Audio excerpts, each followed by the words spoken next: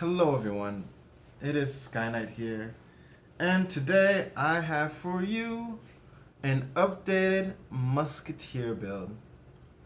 Uh, an updated Musketeer build. A lot of you are going to see this is a drastically different Musketeer deck, but I always have a method for my madness and reasonings why I do things. So without further ado, let's get on to it. I've got my starter, which is my Blue Eyes White Maiden Musketeer. Blue Eyes Musketeer. She's awesome. I chose her over the new starter because she just offers a lot more in the early game. Especially that I can just rework my field. The way that my field works, or the way that my deck works, I should say, is I just thin. I thin, because I want my deck to be primarily triggers towards the end. That's how I've always played Musketeers, and that's how I'm going to continue to play Musketeers. So it's just deck thinning until my deck is mostly triggers. The triggers end up going back because I play Legion in this build. So that's why I have my starter. The new one is really good too. She offers in battle shenanigans and tricks, which can be super good, but in a control meta where we're in right now, starters die super fast. So starting from my grade 3s and working myself down, you heard it, I play Legion. I'm running 4 Veras. Vera has been with me since the beginning. I will not let her go for some odd reason. I think she's awesome, especially when I'm going first. If I have to go first, which means I have to give up stride, I usually go into her and activate her bottom ability. So sacrifice a unit, check top 5, call another unit, and I'll just continue to deck thin. Depending on where my opponent's at within damage, if I have just been abusing them by getting three attacks in each turn from grades 2 and 3, then I will, when they go in their stride and do whatever, I'll just go straight into Legion and just kill them. Because why wait? And then the new grade 3, Rosita, she's awesome. She's so awesome. I think I like her a lot more than Miarita, I think. What I'm saying this? Yeah, I like her more than Miarita. I didn't like the fact that Miarita, the cards that we checked from her ability, went straight to the drop zone because there wasn't enough to get those cards back. So now I'm just losing cards out of my deck, which, you don't want to lose resources, especially if the top cards you're choosing, like you get one regular unit and like triggers. The triggers have to go to the drop zone. So I really didn't really like her for that, but I did like her GP1 where you tossed normal units back inside your deck, which is cool. But then your triggers just stay there. It was a lot wrong with her, and she just felt really clunky. But this one gives me an alternate stride and a free check the top 4, call 1. So I think they did right by Rosita. Continuing to going down. At 4 we have Sylvia, still the plus engine of the Musketeer decks. She's so cool. Tessa, because Tessa allows us to hit numbers. 2 Kyvant, because again I love to continue to deck thin, and 2 Saul, because everyone hates Saul. Actually, to be fair, Saul's actually not bad anymore. Especially with the new critical trigger that GP1 that counts as a normal unit in the drop zone. So if I have 3 of those, I can attack with Saul and put them back in the deck. So not bad with Saul, but again, he's only in the deck because I play Legion. If he wasn't in the deck, Kyvant would have been up to 4. Yeah. Because I like deck thinning. Okay, you don't go on top. Test on top.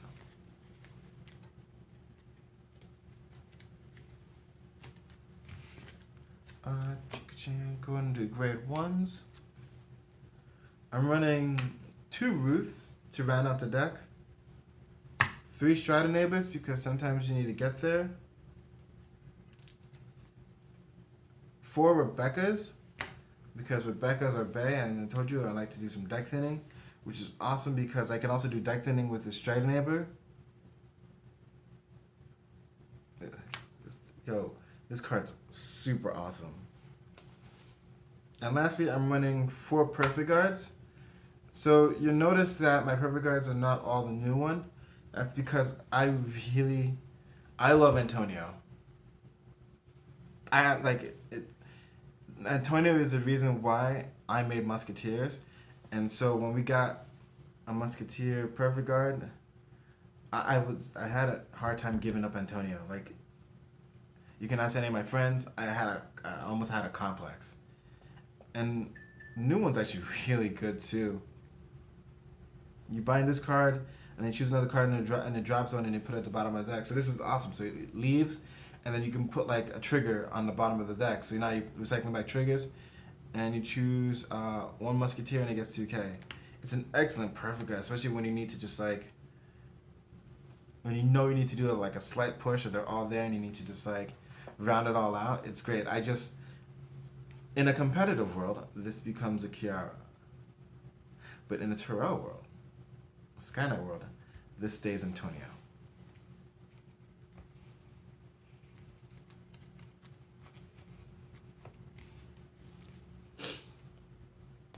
For the lineup of triggers, we got rid of Nicole, and we put in Nicola. Yep. Got rid of Nicole and got Nicola. I'm running 4 Randys. 4 Elaines. And we had to retire the Night Queen Daniel for Rachel. Rachel? Who knows? Probably one of the best new cards Neo Nectar got. It counts as a normal unit and it drops in at GB1. Elaine helps you counter charge, and then this helps you counter charge and soul charge.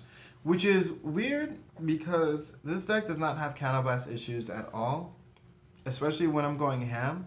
I'll just call out like 1 Elaine throughout all that and I get 2 back.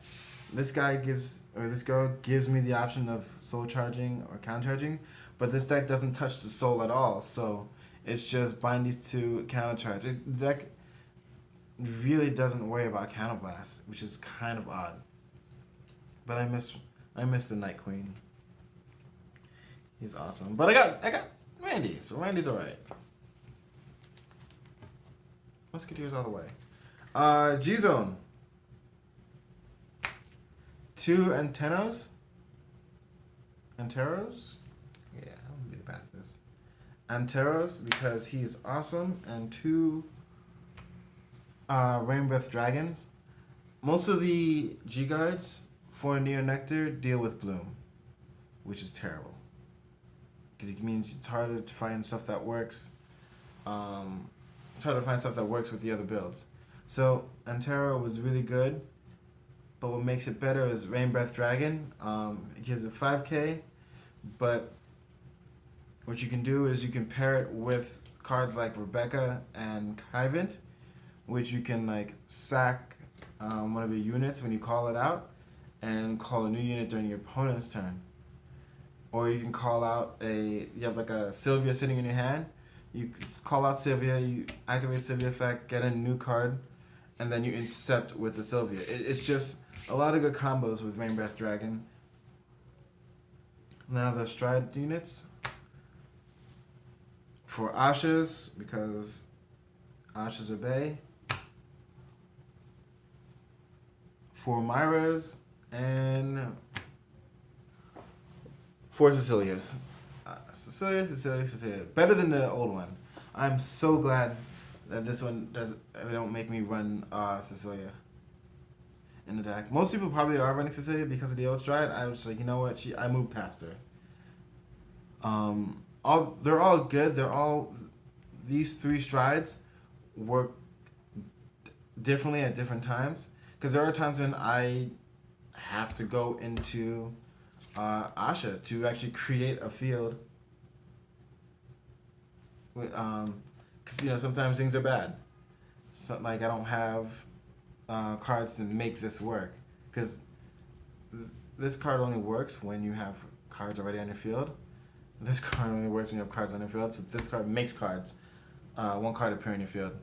So that's pretty much it. Any questions, comments, concerns? Leave it in the comment section below, guys, and have a great day.